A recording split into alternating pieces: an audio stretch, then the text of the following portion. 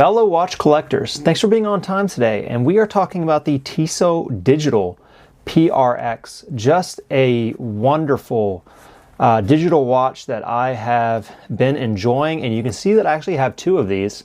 So I originally had the black dial version, and then I recently went and picked up the silver dial version on a nice discount from Nordstrom Rack for under $300. I believe this was close to $400 MSRP when it first released.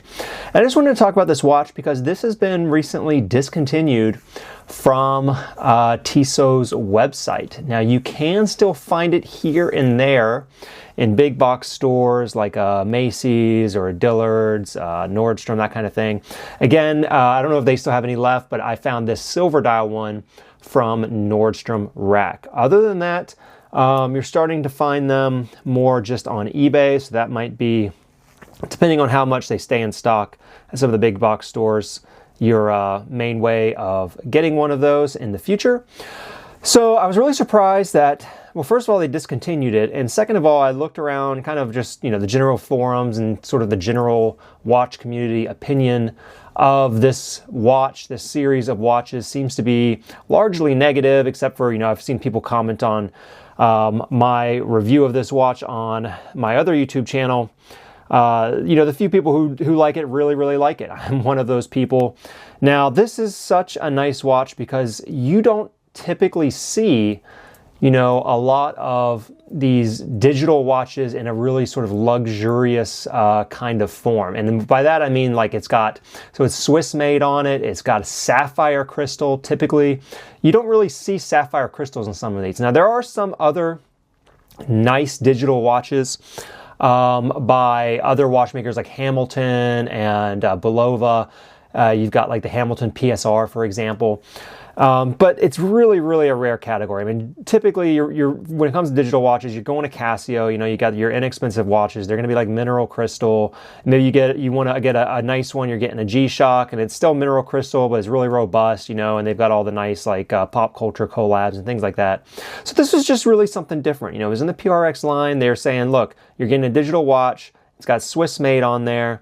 Very clean design. You got it with the PRX case here and strap, and we're giving you sapphire crystal. Pretty luxury, because it's just a digital module.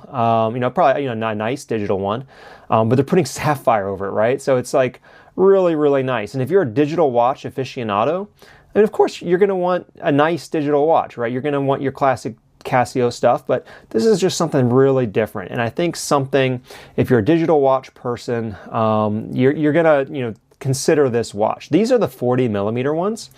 I know the 35 ones are very popular, and I think a lot of digital watches like a Casio or a Timex are kind of maybe a little bit small. So maybe that 35 is closer to like a more standard size. But I'll show you how this looks on me. And I'll show you the black dial one as well. So this is the one I just picked up, the silver dial, and look how nice that is. I think the 40 works for me. I wear a 40 is pretty much the best size for me. I can wear a 38 or a 41. 42 gets a little big. And yeah, I really like it. I think it, when you look at where the case starts and stops, it really fits well on my wrist. I have a slightly under 7-inch all the way around wrist. Yeah, and I'd say maybe a medium size for the surface. So again, 40 millimeter for me. I feel like 35 would be a little bit small for me, just for my personal taste. I think I could wear a 35, but I think I like the 40. It's just more like a standard kind of watch. Yeah, it looks really nice. I'm a retro guy. I play a lot of old school video games. I like trading cards. You can go check out my other YouTube channel, Frankly Collecting, and see some of the content I do on that.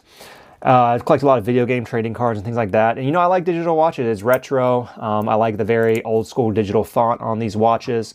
I like a digital watch face more than your standard analog face. And so for me, this just really works. Here's the black one.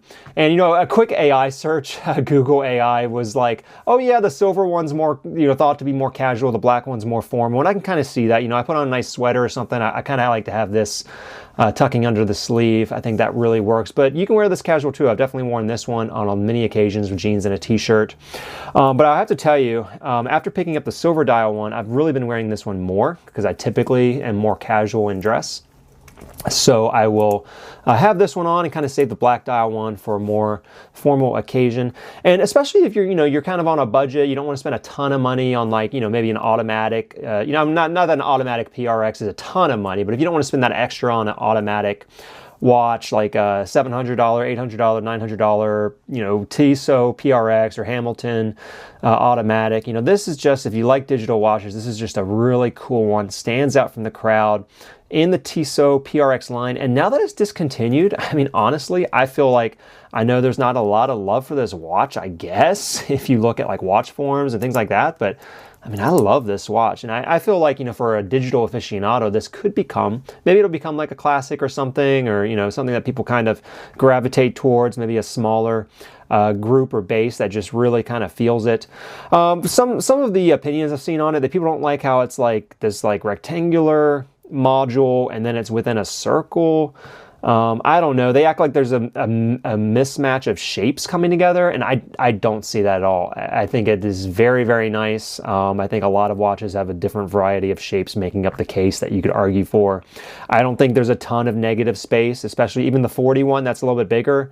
I mean, I feel like the negative space argument, I mean, you can say that with so many watches. I mean, you're going to have the brand, the date, the title of the watch, and then it's just going to be the rest of the dial, right? I mean, I think it looks fine to me. There's no excess negative space, in my opinion.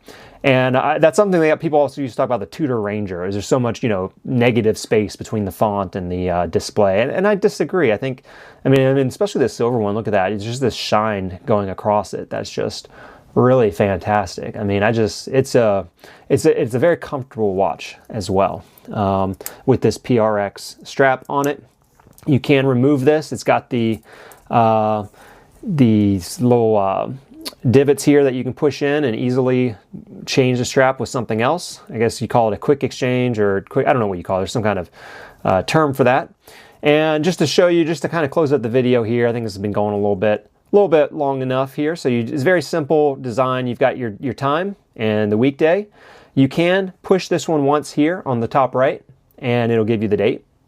And then to get your light, you hold the top left.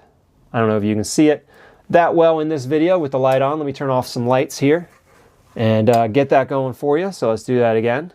You just hold that, boom, there it is. Nice shine on that. Let's get these lights back on, and then yes, then you've got your typical, stop. You got a second time you can put in, time 2. You got a little stopwatch function, split time. You can set a timer. You can put in an alarm, and it does make a beep when you change functions. It does not beep on the hour every time the hour changes, but it does have an alarm function you can put on there. So yeah, just a really lovely watch. I'm really happy with it. I wear this silver one every day. And I like to wear the black one when I dress up a little bit. And that is it. Tell me what you think about the Tissot PRX Digital. What do you think? Do you think this will become a classic over time? Do you think they'll try to bring back some version of a PRX Digital, maybe a different version with a little bit of a different design on it?